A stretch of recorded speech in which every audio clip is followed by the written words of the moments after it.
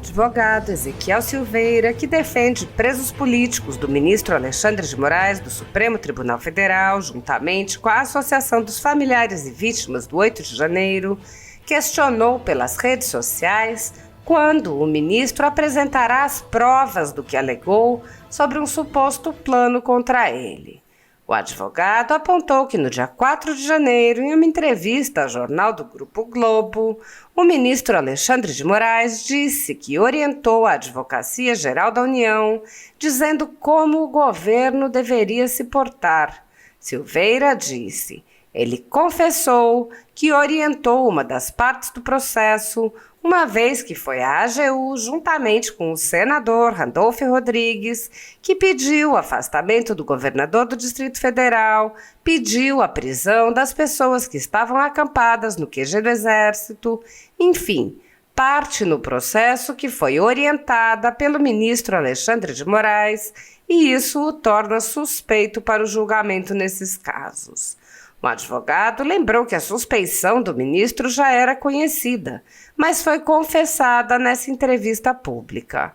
Ezequiel explicou que, além de admitir ter orientado uma parte em detrimento dos cidadãos, na mesma entrevista, o ministro afirmou que havia evidências de um plano para matá-lo, o que o torna uma vítima e o impede absolutamente de ser o julgador. Ezequiel Silveira disse: ele não deu nenhuma prova dessa situação.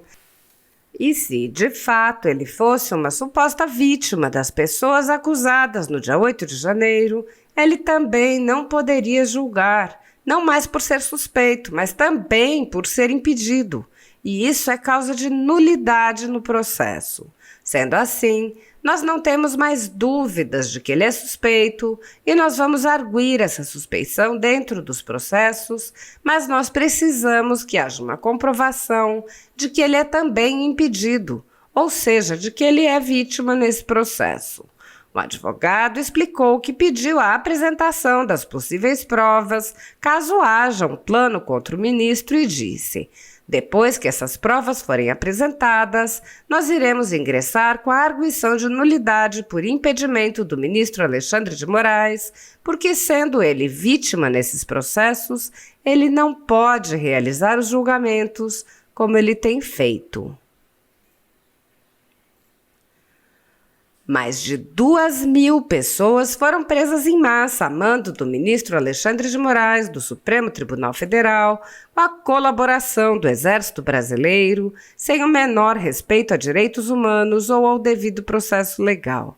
Centenas dessas pessoas passaram meses a fio presas e só foram libertadas com medidas cautelares excessivas e arbitrárias, muito piores do que as que são aplicadas a pessoas condenadas por crimes graves. Milhares de famílias continuam sofrendo com as restrições às suas liberdades e seus patrimônios. Tudo sob o olhar complacente do Senado Federal. Enquanto cidadãos comuns ficam sujeitos a medidas abusivas, autoridades do governo Lula envolvidas nos fatos do dia 8 de janeiro seguem livres, leves e soltas. O general G. Dias, por exemplo, era o ministro do Gabinete de Segurança Institucional, era responsável pela segurança do Palácio do Planalto e foi filmado no interior do palácio interagindo com os invasores. Até o momento, o general G. Dias não foi preso, não teve seu passaporte apreendido, nem suas contas bloqueadas, nem seus bens ou sua renda apreendidos. Essas medidas cautelares são reservadas a conservadores que podem sofrer qualquer uma ou várias delas sem qualquer indício de crime, sem direito à defesa nem acesso ao devido processo legal. Quando aplicadas a conservadores, as medidas cautelares podem perdurar pelo tempo que desejar o senhor ministro que determina sua aplicação, ainda que as pessoas não tenham foro privilegiado e não estejam, portanto, sujeitas à jurisdição das cortes superiores. Apoiadores do ex-presidente Jair Bolsonaro e pessoas que apenas têm um discurso diferente do imposto pelo cartel midiático vêm sendo perseguidos, em especial pelo judiciário. Além dos inquéritos conduzidos pelo ministro Alexandre de Moraes no Supremo Tribunal Federal, também o ex-corregedor do Tribunal Superior Eleitoral, Luiz Felipe Salomão, criou seu próprio inquérito administrativo e ordenou o confisco da renda de sites e canais conservadores, como a Folha Política. Toda a receita de mais de 30 meses do nosso trabalho está bloqueada por ordem do TSE, com aplauso dos ministros Luiz Roberto Barroso, Alexandre de Moraes e Edson Fachin. Sem a possibilidade de receber a renda de seu trabalho, o jornal corre o risco de fechar. Se você apoia o trabalho da Folha Política e pode ajudar, use o QR Code para doar qualquer quantia para a empresa Raposo Fernandes ou use o código ajude@folhapolitica.org. Caso prefira, há a opção de transferência bancária para a conta da empresa Raposo Fernandes, disponível na descrição deste vídeo e no comentário fixado no topo. Há mais de 10 anos, a Folha Política faz a cobertura da política brasileira, mostrando atos, pronunciamentos e eventos dos três poderes, quebrando a espiral do silêncio imposta pelo cartel de mídia que quer o monopólio da informação. Pix a ajude@folhapolitica.org. Assista. Fala pessoal, Ezequiel Silveira aqui. No dia 4 de janeiro de 2024, foi publicada uma entrevista do jornal O Globo com o ministro Alexandre de Moraes, onde ele diz que orientou a Advocacia Geral da União, falou por telefone com o presidente Lula, dizendo como o governo federal deveria se portar juridicamente em relação aos casos do 8 de janeiro. Sendo assim, ele confessou que orientou uma das partes do processo, uma vez que foi a AGU, juntamente com o senador Randolfo Rodrigues, que pediu o afastamento do governador do Distrito Federal, pediu a prisão das pessoas que estavam acampadas no QG do Exército, enfim, parte no processo que foi orientado pelo ministro Alexandre de Moraes, e isso o torna suspeito para o julgamento desses casos, coisa que a gente já sabia, mas agora passa a ser confessada pelo ministro Alexandre de Moraes. Mas também ele disse que foi descoberto um plano para que ele fosse morto ali em praça pública. Entretanto, ele não deu nenhuma prova dessa situação. E se de fato ele seria ali uma suposta vítima das pessoas acusadas ali no dia 8 de janeiro, ele também não poderia julgar, não mais por ser suspeito, mas por ser impedido. E isso é causa de nulidade no processo. Sendo assim, nós não temos mais dúvidas de que ele é suspeito e vamos arguir essa suspeição dentro dos processos, mas nós precisamos que haja uma comprovação de que ele é também impedido. Ou seja, que ele é vítima nesses processos. Então, por isso, nós peticionamos hoje ao Supremo Tribunal Federal para que o ministro Alexandre de Moraes apresente as provas das alegações dele de que havia um plano ali para matá-lo. E depois que essas provas forem apresentadas, nós iremos ingressar com a arguição de nulidade por impedimento do ministro Alexandre de Moraes, porque sendo ele vítima nesses processos, ele não pode realizar os julgamentos como ele tem feito. Mas eu quero só lembrar que eu adorei todas as intervenções, são profundas e muito também indignadas sobre o estado de exceção que está imperando no Brasil, uma ditadura do Supremo Tribunal Federal instaurada no Brasil. É uma ditadura que está sendo instaurada no Brasil por esses ministros do Supremo Tribunal Federal. Gravemente ainda, pelo fato de 10 ministros terem conestado essa barbaridade que foi realizada. Mas eu quero só lembrar que o doutor Sérgio Dario fez uma análise profunda em geral sobre o aspecto da ilegalidade e inconstitucionalidade desses inquéritos e dessa putaria, mas ele, a sua tese é de que realmente é natimorto, o inquérito é natimorto, os inquéritos são natimortos, e a portaria também.